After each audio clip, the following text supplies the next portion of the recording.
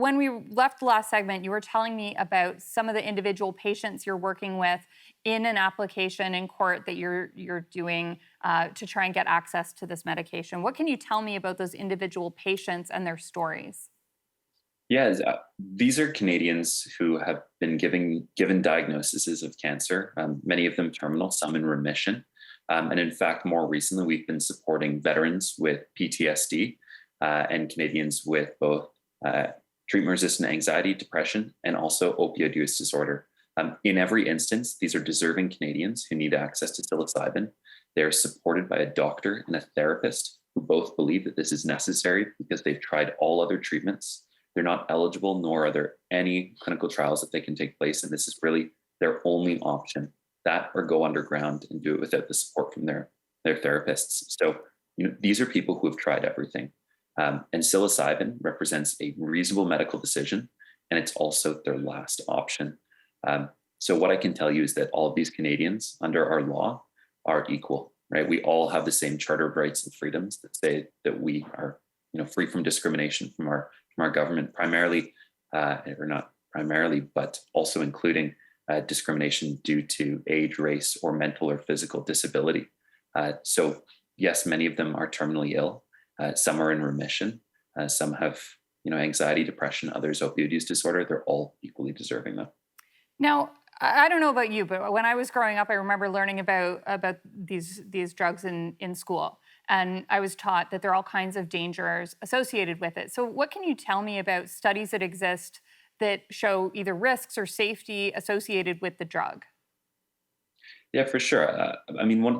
I'm not going to claim that any substance is safe. It's not. And that applies, I would say mostly to some of the ones that we use freely in society, such as sugar and alcohol and caffeine, tobacco. One thing that I can say is that psilocybin has an incredibly safe profile. And much of the research that's been done, some of my favorite, if viewers want to look up David Nutt's research, has shown that psilocybin is probably one of the safest substances we know of. I think it takes about 17 pounds or kilograms to overdose on it. It's non-addictive. After 3 days, you would stop getting any mind-altering effects. It's a relatively safe substance. However, nothing is perfectly safe.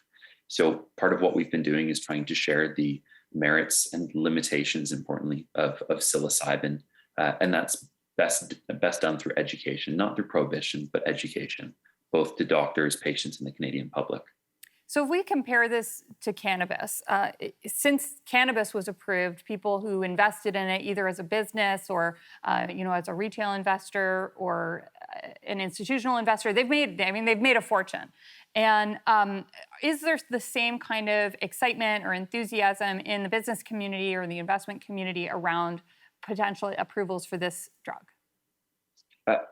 Absolutely. And I would say that businesses go where the value is, right? Not always just for money, but where value, because money follows value. And there's a ton of value for a lot of people who are using psilocybin because it's more effective than traditional treatment methodologies, such as, talk therapy or SSRIs. So it's not surprising to me at all that the market is moving towards psychedelics and that there's this so-called shroom boom. It's not particularly what I'm interested in. I think we've got a fantastic existing container for this substance, and it's called psychotherapists and doctors.